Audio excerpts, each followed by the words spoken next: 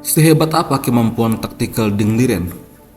Kita akan melihatnya pada game ini antara Ding Liren melawan Gata Kamsky di era Float Open tahun 2011.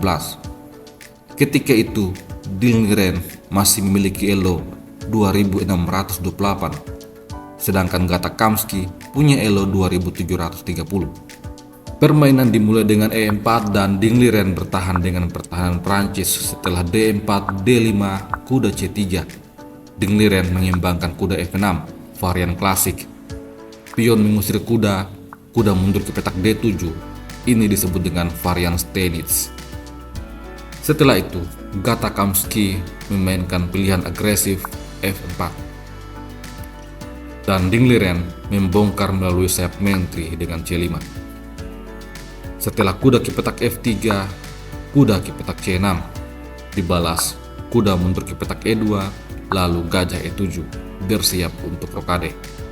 Di posisi ini, Gata Kamsky memperkuat struktur pionnya dengan C3. Ding Liren kemudian rokade untuk mengamankan raja. Selanjutnya, gajah keluar ke petak E3 dan Ding Liren mendobrak melalui sayap raja dengan F6, mengganggu pion center. Kamsky merespon dengan G3, bersiap untuk pengembangan gajah fianchetto nantinya. Di posisi ini, Ding Liren membawa menterinya ke petak B6, memberikan tekanan pada pion D maupun pion B. Hal ini membuat Gata Kamsky menempatkan menterinya di petak D2. Setelah itu, pion F pukul pion, dibalas pion D makan pion. Dan selanjutnya, benteng D8 memberikan shadowing pada menteri Kamsky. Merespon hal ini, Gata Kamsky menyerang. Dia menempatkan gajah di petak H3, sebuah ancaman pada pion. Alih-alih menjaga pion, Ding Liren memilih untuk mendorong D4, sebuah langkah taktis. Jika gajah berani untuk makan pion, raja H8. Apabila pion makan pion, pion makan pion, dan ada ancaman yang sangat berbahaya selanjutnya. Kalau di sini gajah makan kuda, maka gajah makan gajah. Setelah gajah lari ke petak F2, gajah H3 bersiap untuk masuk. Ini sekaligus menghalangi putih untuk rokade. Kalaupun putih berani rokade panjang, maka pion makan pion, menteri terancam. Setelah menteri makan pion, kuda B4, ancaman royal fork di langkah selanjutnya. Benteng makan benteng, benteng makan benteng, dan setelah menteri A3 untuk menjaga pion, ada balasan menteri G6, ancaman skakmat.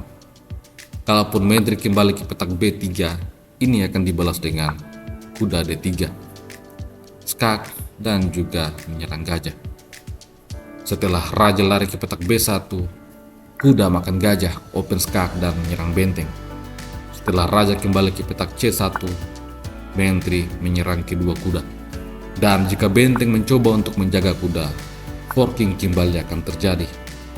Putih akan tersiksa habis-habisan setelah raja B1, kuda makan benteng. Kembali open skak.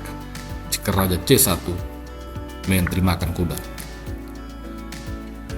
Kombinasi taktikal yang sangat mengerikan. Posisi ini adalah skakmat dalam 4 langkah. Oleh karena itu di posisi ini, Gata Kamsky tidak terburu-buru untuk mengambil pion E.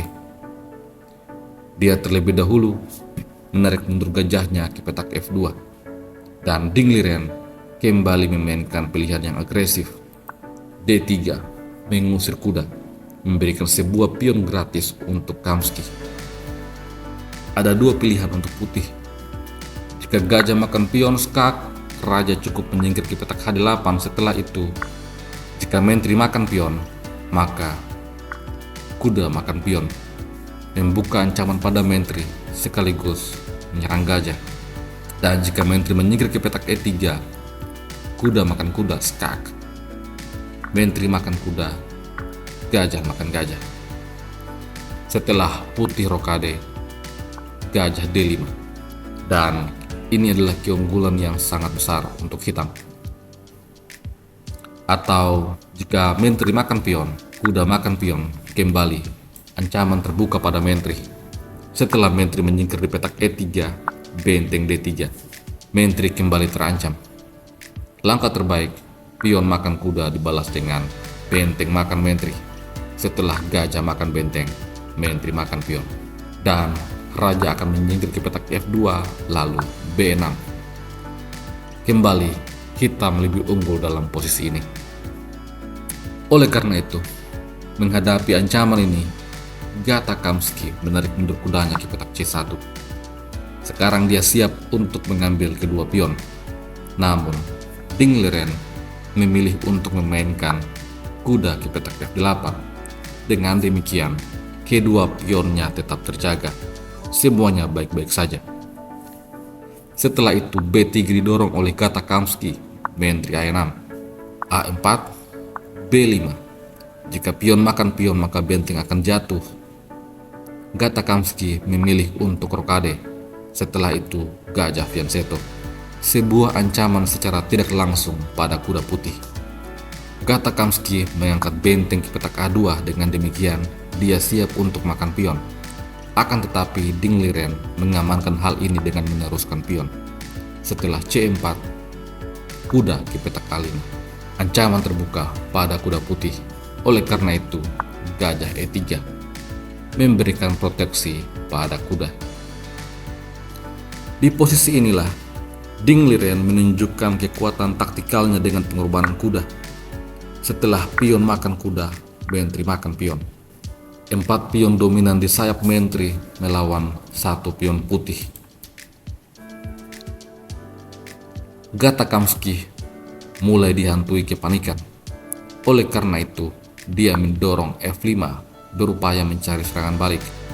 Pion makan pion, gajah makan pion. Tambahan tekanan pada pion D.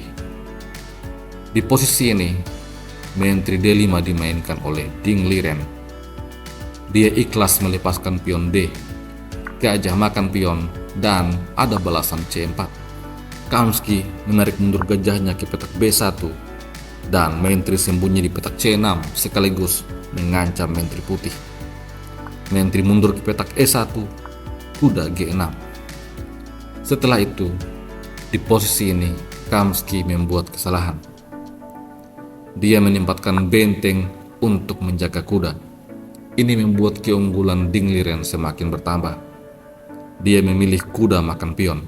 Tentu saja, jika kuda makan kuda, maka menteri H1 skakmat akan terjadi. Oleh karena itu, kuda ke petak Q2. Di posisi ini, Ding Liren kembali memainkan langkah pengorbanan. Kali ini, benteng dikorbankan untuk menyerang gajah. Kalau gajah makan benteng, maka kuda makan gajah. Forking pada benteng dan menteri. Setelah menteri menyingkir ke petak A1, benteng F8. Tambahan tekanan pada kuda. Dan jika kuda ke petak F4 untuk menutup ancaman, kuda makan benteng. Benteng makan kuda. Dan G5. Setelah kuda lari ke petak H5 sekaligus mengancam skakmat, ada dorongan pion C3 dan kuda putih tidak akan selamat. Kalau kuda ini lari, maka skakmat akan terjadi. Oleh karena itu, di posisi ini, Gata Kamsky tidak berani untuk makan benteng. Gata Kamsky memilih untuk menyerang menteri. Setelah menteri ke petak D5, gajah makan benteng, kuda makan gajah, forking, dan menteri sembunyi di petak D2. Setelah itu, kuda makan benteng, benteng makan kuda, dan benteng F8. Tambahan tekanan pada kuda putih. Gata Kamsky merespon dengan H4, dijawab C3. Setelah menteri sembunyi di petak D3, gajah C5. Di posisi ini, gajah F4 dimainkan oleh Kamsky. Setelah itu, benteng memberikan tambahan tekanan pada kuda putih. Setelah gajah menjaga kuda, benteng kembali menyerang gajah. Gajah F4, lalu benteng E1. Apabila kuda makan benteng, maka skakmat kembali akan terjadi. Dan apabila raja lari ke petak G2, maka menteri makan kuda. Putih kalah perwira. Kalau menteri makan menteri, gajah makan menteri. Kembali lagi benteng terancam, begitupun dengan kuda. Setelah benteng Kipetak C2, benteng G1 skak, raja H2, dan gajah makan kuda, ancaman skakmat di langkah selanjutnya. Hitam kembali akan menang. Oleh karena itu, benteng mundur ke petak F1 untuk menjaga pertahanan. Namun di posisi ini, Ding Liren memainkan taktik menteri makan kuda, ancaman skakmat di langkah selanjutnya. Benteng tidak bisa untuk makan menteri, begitupun dengan kuda, karena adanya pining dari benteng hitam dan juga gajah hitam.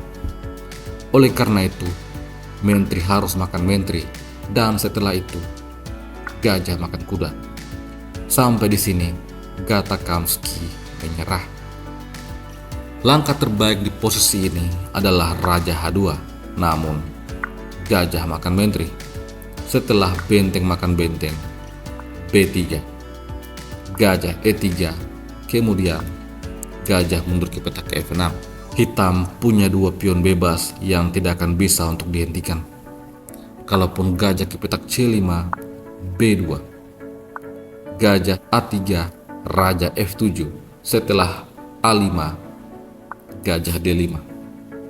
Gajah ini nantinya akan memberikan support agar pion bisa didorong dan putih kehilangan bentengnya. Sebuah game taktikal yang sangat menarik dari sang juara dunia Ding Liren.